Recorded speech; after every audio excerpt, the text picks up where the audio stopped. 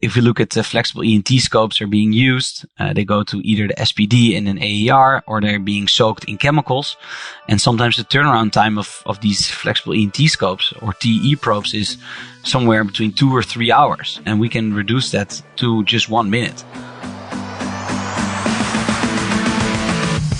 Rising above the buzz of ultrasonic cleaners and the clanking of stainless steel are the ideas and voices that are changing an industry. You're listening to the Beyond Clean podcast, the central nexus for the people, processes, and products that are improving our sterile processing world. Each week, we speak with frontline technicians, CEOs, engineers, and entrepreneurs with a common goal to help you fight dirty. Every instrument, every time. Whether you are tuning in for education or inspiration, we're glad you did. Now turn on those washers and turn up the volume. It's time to go beyond clean. On this Vendor Spotlight, we speak with Daan Hook, co-founder at UV Smart. And today's conversation is going to be highlighting an established technology utilizing UV light, but in a very new and innovative application, specifically around the reprocessing of flexible scopes and TEE probes. And this technology just getting launched in September of 2022. And I think you're going to want to stay tuned and listen in because this is a very exciting development that might help reduce the use of chemicals in medical device reprocessing. We're going to be right back after a short break with Daan Hook.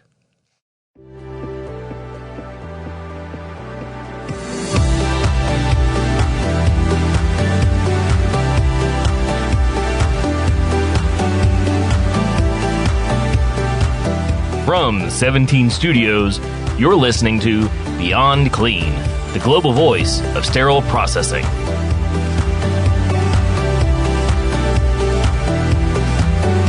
Joining us now is Daan Hook, co-founder at UV Smart, and really excited to talk about, I don't even want to just say innovative, I want to say revolutionary technology.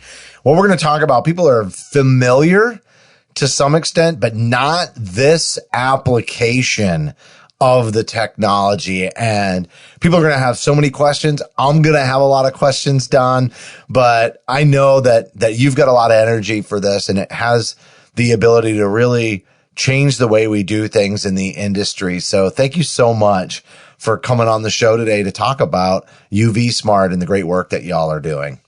Thank you, Justin. I'm very excited to be here and answer all your questions. I can imagine that you did have a few, so let's get started. Well, Daan, the first question is kind of a home run. I'll call it a softball. Like, tell everybody who you are and, really what kind of led you to found UV Smart and bring this to the market. Thank you very much. Actually, together with my business partner, Thijs Kea, we founded UV Smart 5 years ago in the Netherlands, so in Europe. Initially with the idea to disinfect phones and tablets, but when we went into the healthcare industry, we saw such a big need and also questions from the hospitals itself to disinfect medical equipment. So we pivoted towards that, and we now have a range of UV disinfection equipment and medical devices on the market for a broad range of applications. I'll tell you, I've seen a lot of companies utilizing UV technology. And just for everybody out there, in case they don't know what UV stands for, it's ultraviolet. And there's some kill properties. And I'd say the technology was really taking off even before the pandemic. But really once the pandemic hit, I'd say even more interest just because of the focus on infection prevention in all walks of life, not even just in a healthcare environment, right? And so you've got this whole research and development team. What kind of led you to start looking at medical instrumentation specifically as part of that R&D? Because this is really where we start to differentiate our conversation from other technologies out there that are utilizing ultraviolet as a mode of disinfection. As you mentioned earlier, disinfecting through UV technology is not new. I mean, it's very old and was first applied in the early 1900s. And it's been used for decades in disinfection for water and for air, even for treatment systems for living organisms. But so far, we actually saw it was not being used in the medical industry. Besides that, having a great quality, being very fast and chemical free. And especially the very fast makes it easier now with the shortage of labor and staff. And chemical free also for the environment is that we can have great impact in the healthcare industry. Yeah, I think it's important what you're talking about there with the chemicals piece. People may have caught this before, but my sister does a lot of research for Johns Hopkins University, and she studies the impact of chemicals on growth and development. And it's more related to products in our day-to-day lives, right? Even the coatings on pizza boxes. But I know that there are people out there that, always wonder, about chemical exposure in general, but also the impact on the environment. So I think chemical free is a really important conversation people are looking at even more extensively now, I think, is this term sustainability, which means a lot of things, but really what we're talking about, sustainability is sort of like the impact on the environment. So can you tell me, I don't want to keep everybody waiting. Usually we get into it a little bit later. So can you tell us about the Impelix technology and also does UV have an environmental impact? We developed our Impelix technology a few years ago and it's also patented. And what it actually does, so we tweaked the standard UV disinfection technology and made it applicable for the medical field. And also you said sustainability, it's not only on the environment, but I think also on the users itself. For people handling chemicals day in, day out, they have sometimes pain on their hands or trouble breathing, or they get stain in their clothes. So it's also sustainable for the people working with it. But then circling back to your question, what is in the Impelix technology? Well, it's based on our platform technology, UV technology, and actually we can make sure that we efficiently and consistently disinfect each medical device in our machine. So that we have to do it with how we turn on and off the lights, how it's being reflected, how the device is being hanged in the machine, how we can validate each cycle. So it's not so much itself about the UV technology, but it's more about how we apply it in the medical field and how we make sure that each instrument is disinfected quickly, but also efficiently and very consistent. So we can validate each cycle. All right, Daan, I think it's a really important kind of distinction, and you're referring to devices kind of generally speaking, right? Can you tell us which devices specifically you've been doing the R&D on? Yes, of course. We have two devices. The first device is the D25. It disinfects non-invasive general objects in 25 seconds. And we also have the D60. We just launched it in the US market and the EU market. That's specifically intended for flexible ENT scopes and TEE probes. And we do that disinfection in 60 seconds. 60 seconds. Yeah, 60 seconds. I mean, that's all it takes. 1 minute. And then your flexible ENT scope or TEE probe is ready for usage again. Wow, that's incredible. 60 seconds. I mean, this is like a big game changer in terms of total time, because we're talking several hours to reprocess these devices like flexible ENT scopes and T probes as it stands today. Yeah, I mean, the current process, as you know, it takes a very long time. If you look at the flexible ENT scopes are being used, they go to either the SPD in an AER or they're being soaked in chemicals. And sometimes the turnaround time of these flexible ENT scopes or TE probes is somewhere between 2 or 3 hours. And we can reduce that to just 1 minute. Okay, well, that's an incredible time savings. I mean, it's almost hard to believe, to be honest with you. It's pretty crazy. So the next thing I'm thinking is, what about ease of use, right? So the D60 can be used for flexible ENT scopes and T probes, and it's doing it in 1 minute. How easy is it to use? Yeah, you're right. It's incredibly easy to use. To walk you through the process, I mean, UV light doesn't remove any visible debris or contamination. So you first have to wipe it down, the insertion tube. And after you've done that, and also perform a leak test, because we want to make sure that there are no small holes in the insertion tube, because that's also the way where bacteria can come in. After you've done a pre-cleaning and a leak test, you can hang it in our machine. You close the door and 60 seconds later, it is ready for usage again. Wow, that is just amazing. Okay, so even though it's easy to use, it's definitely not something that people out there will be familiar with. And so I'm kind of wondering, like, training, how do you approach that with the customers that are going to use the technology? Well, as you mentioned, the D60 is very fast and extremely user-friendly. But our device, we want to make sure that the whole process is secured and that the users are guided step by step through the process. Because any good process, as everybody knows, stands with a good pre-cleaning and the cleaning step before disinfection.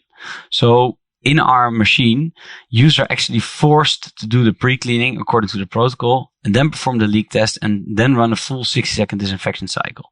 Because by forcing these users to the process, we literally mitigated all the risk and we make sure that the patients are treated with a safe ENT scope or TE probe. So only if personnel are authorized and received extensive training from us that we do each year with them, they can use the machine. So, and then we force them to the whole reprocessing step. So we do pre-cleaning, leak test, disinfection. And that whole cycle only takes a few minutes, but then we make sure that every reprocessing cycle is done correctly. Okay. So like one of the next things that occurs to me just as we're talking through this is I know we're talking about flexible ENT and T probes, and they really don't have any working channels. And so I also want to make sure we're defining the application of like the D60 and this technology in this arena. There are some flexible scopes that have working channels, right? So there's lumens, there's cannulas. Can those devices also be reprocessed with the D60? No, absolutely not. It's a very good question of yours, and I want to emphasize that we only do channel-less or non-lumen flexible devices. So that's why we have to specific focus on ENT, because they can only look there, and also the TE. So indeed, no working channels. We only do the outside. And maybe to explain it in a bit normal matter, our light doesn't go through the tunnel yet. It only takes the outside of a device. So that's why the non-channel devices are actually our target. So that's going to take me to another question, because a lot of those devices are being utilized in clinic settings. I mean, obviously not the TE probes, but some of the ENT, is in a clinic. And I remember just going to some of those departments, and I'm going back probably a decade or maybe not quite 5 to 10 years though. And they would have like a closet where a lot of these scopes would be reprocessed. And I'm just thinking about the consistency of that. And I would go and I would be like, this really isn't set up in an ideal way for reprocessing. It's kind of like we wedged it into the clinic sometimes is what it feels like when you go. And I worry about ventilation and so many other things. And I know there's been a lot of changes, but with your D60, do those clinics have to get their equipment back to sterile processing, or is this something that can be done in the clinic setting as well? No, it can be done in the clinic setting. So that's actually the most exciting part about it, because especially if you have outpatient clinics or clinics that are moved away from the hospital, they sometimes now drive up and down with vans to SPD. Well, first of all, it is not good for the flexible scopes, but it's also not good for the environment. And I mean, the turnaround time is even going to get higher. So if we can bring it back to the department itself, we're actually solving also sometimes a bit of a logistic nightmare. And I think that is one of the biggest benefits that we have, is that people can use it themselves. And as mentioned earlier, the users are really forced through the process. So we can still make sure that the endoscope goes from dirty to clean in a full and secure process. So when we talked about time savings initially, that was already pretty significant, right? Several hours down to 60 seconds. But then you're right. In some of these centralized reprocessing setups with those clinics that are remote, that can really add an enormous amount of time. And I think one of the things that comes out of that is you've got to have a pretty substantial amount of inventory, or you have to kind of figure out how you're going to schedule accordingly. And what I'm kind of hearing from you is that this allows, especially in that clinic setting, to save so much time that they might, be able to run on an inventory that in some cases is still already too small, right? It can't support the cases. And what if one of these needs to be repaired and then all of a sudden there's strain on the department that way? This is pretty substantial time savings all across the board. That is true, but also for the patient journey, it is very, very important because sometimes by the end of the day, as you know, that the scopes are gone or they don't have enough to treat every patient. But with our machine, they can treat every patient. So they don't have to make a choice anymore to patient A, B, or C of who they're going to use the scope on. They can literally help everybody. And especially now with, waiting times in healthcare facilities are rising. We have a lack of personnel. This is a big benefit for everybody that we can just see more patients with the same amount of equipment. Yeah, I feel like we're really only going to solve this issue, around the staffing crisis. It has to be with technology. It has to be with ways that we develop efficiencies that cut substantial amounts of time or manual effort that's more remedial, that doesn't, take advantage of somebody's experience, right? And their critical thinking. It's the mundane stuff. And like transporting a medical device is one of those things that just, it requires a human to do it, but it is definitely not anything that is skilled. It's a very remedial kind of job, and being able to utilize those employees to do other things, is important. And you talked about sort of the training, but how the whole process is guided. What about tracking? Because if you have that much kind of control over the process, I'm assuming that you're keeping information so that it's reportable and you know exactly what's happened with the device that's being reprocessed. Is that right? Yeah, that's correct. We do have a full track and trace process in the machine. So we can see the user who's authorized after the training that puts in the equipment. We see who took it out, but we can also see who performed pre-cleaning, who did the leak test, if they signed off to it. And of course, we can see all the variables of the UV disinfection cycle. So we can see the dosage, we can see the power that goes to the lamps, etc. So basically, just like in AER, we also have a washing receipt that is being sent to the hospital. So you can have the full track and trace process of your cycle.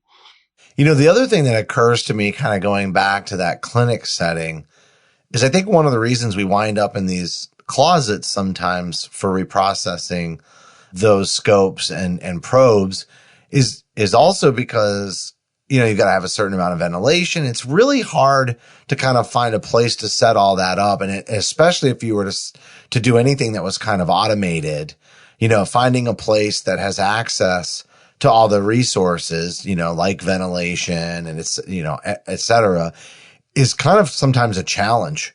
How hard is it to install the D60, somewhere, and like what kinds of, resources like electricity or water, et cetera, might you need to be able to install that, or is it pretty flexible where it can go? Well, actually not that much, because we have a very easy implementation and installation process. Basically what we need from a building requirement is just a 110 volt socket. And we don't need any water drainage. We don't need any special ventilation. All we need is just a socket. This is not a big power socket. The D60 uses as much energy as a small microwave, somewhere between 600 and 700 watts. So also your energy bill won't go up big time. It's just basically, we always say heating up your lunch is the same cost as disinfecting your endoscope. Yeah. So there's a cost savings here too, then, especially after the purchase, because you're not really, are there consumables that are involved here? I'm just thinking about chemical reprocessing, right? You've got to buy the chemicals. And so, just to run that process, there's a recurring cost. Is there a recurring cost to using the D60? No, we don't have any consumables for each cycle. We just have the yearly maintenance that needs to be done on each machine. So the lamps need to be changed. We need to validate and calibrate the device. So we have to make sure that each device runs on an optimal way for the hospital. We want to make sure that each cycle has the right doses and the right disinfection. So what's interesting is 1 for 1 with the current state, that yearly maintenance or that maintenance on the device is going to be the same regardless. So not only are we talking about substantial time savings, we're also talking about pretty substantial cost savings because there's no consumables that are being used on a per cycle basis. And so I'm assuming there's a pretty significant ROI on this then too. Yeah, the ROI, of course, differs from client to client. But we see basically when you buy the device, the ROI is already there. We talked about the vans. We talked about the personnel transporting it. We talked about the chemicals going up and down, building requirements for drainage or filters or water. It's all not necessary. We only need the socket. So in terms of that, the ROI is extremely strong, and physicians can see more patients with the same equipment. So imagine that patient turnover is also higher with our machine. So Daan, this is pretty revolutionary. There's cost savings, there's time savings, significant time savings. And I guess my next question is, how come not many people have heard about this? Is this in use somewhere? Like where's the application of the D60 in play today? Yeah, so we're a company from the Netherlands, from Europe. So we're now active in Europe in 3 countries, in Belgium, the Netherlands, and the United Kingdom. And as of September, we're launching now our product into the US market. So it is correct that you haven't heard it yet, because we're just live here in the US and we now got our first test site set up. So you will hear more of us, but we're always looking for more test sites and people interested in our product.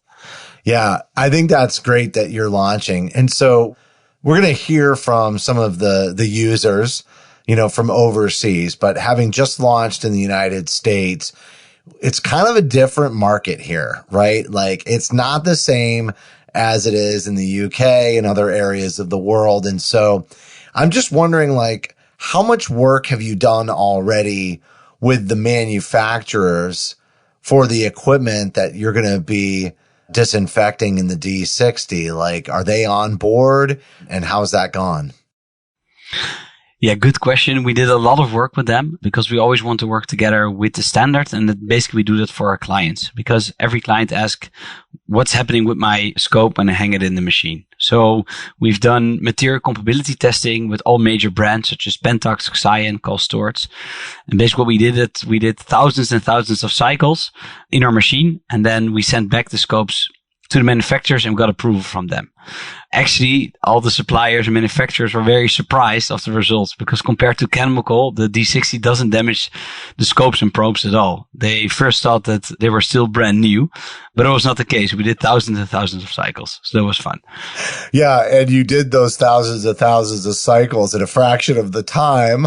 Because it's only 1,000 minutes, right? Versus 1,000 hours. That's really crazy. Exactly. Okay. So, that's that material compatibility, that testing that way is really great. I kind of want to talk about the microbiology of all of this, because obviously we're trying to kill all kinds of things, fungi, spores, all of that. So the Impellix technology is what's in the D25 and the D60. And we're really focused on the D60 today.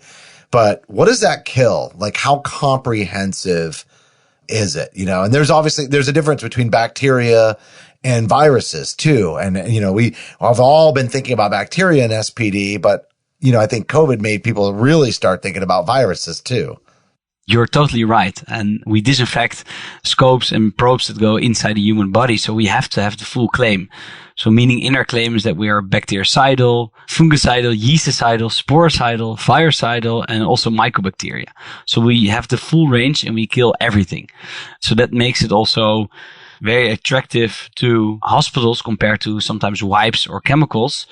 For us, it's just a one-stop shop. It's just a cabinet. You don't need an extra wipe for spores or an extra wipe for viruses, nothing. It's all in that 60-second cycle. Well, this information is just getting out into the market because, like you said, you launched in September, which is very recent. And so, I realize that means that we've got to go overseas for some feedback, right? We got to tell people, what the users of the D60 have had to say. And I'm going to lay it right out here for you, and then you can kind of comment on it. But very nice that after extensive research, testing, and setting up the right process, ENT scopes can now be reliably disinfected on location with this sustainable technique. A great example of high quality patient care in the right place. Another quote here: due to the short turnaround time of the scopes, we need fewer scopes and we have money left over to purchase other instruments. And then this one, the use of the D60 is sustainable because there are no chemicals being used, so no production of waste like other methods do. This is pretty great. And, I kind of wonder, do you have any research or studies or white papers that you can share, as people are kind of looking at this? I know you said you've got one pilot site set up and you're looking for others. So we're going to encourage listeners, to reach out here in a minute if they're interested in being a pilot site.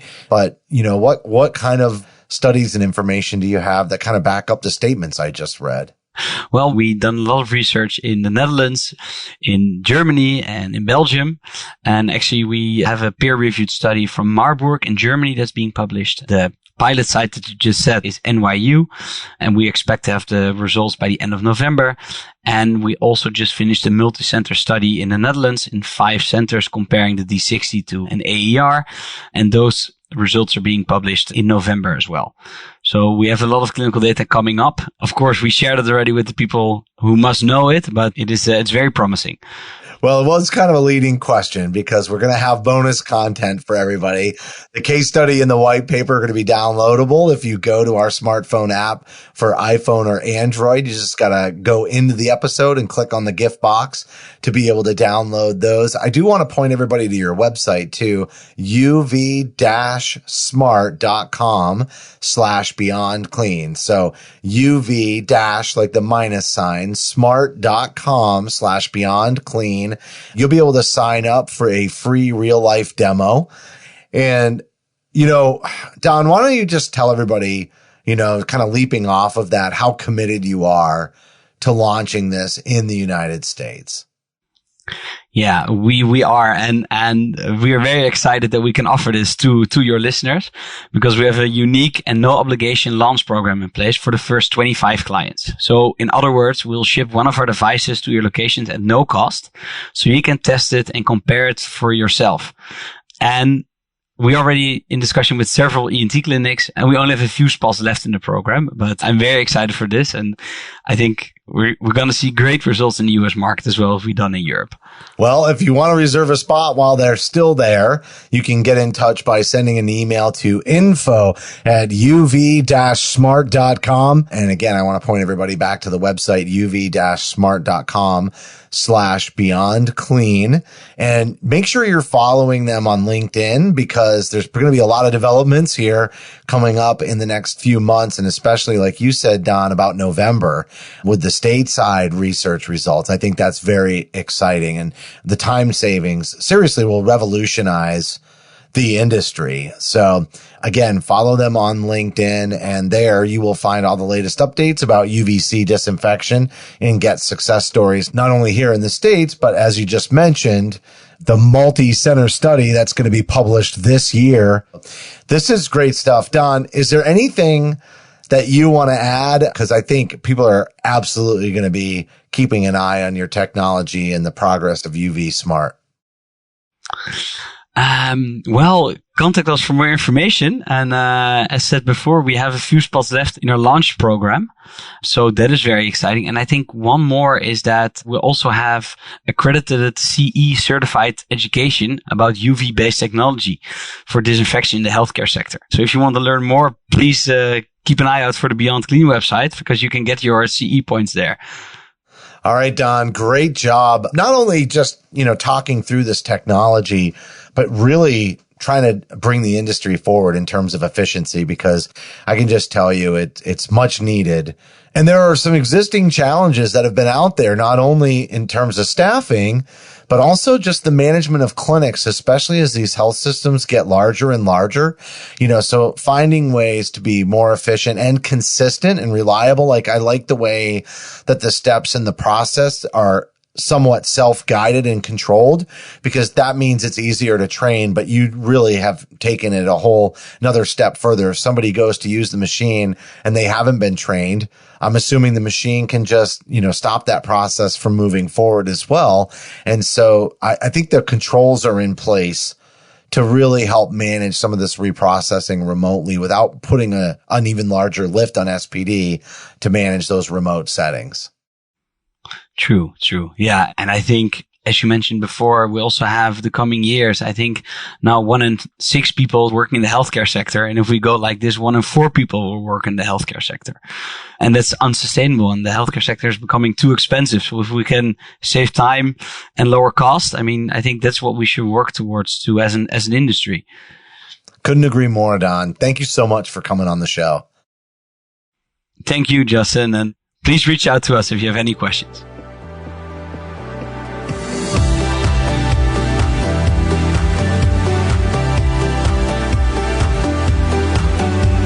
That was Daan Hook, co-founder at UV Smart, and we had a great conversation about new technology or new application of technology to offer disinfection of flexible scopes, TEE probes, and all of their UV devices are official medical devices. So they're CE certified as a Class 2 device in Europe under the MDR, and in the USA, they're registered as well as a Class 2 medical device with the FDA. This technology launched in the US in September of this year, 2022, and really talking about a way to reduce chemicals and also a significant improvement in terms of turnaround time on an ENT scope. I think Daan quoted us normally 3 hours and then reducing that down to just 60 seconds. So super efficient with a reduction in the number of steps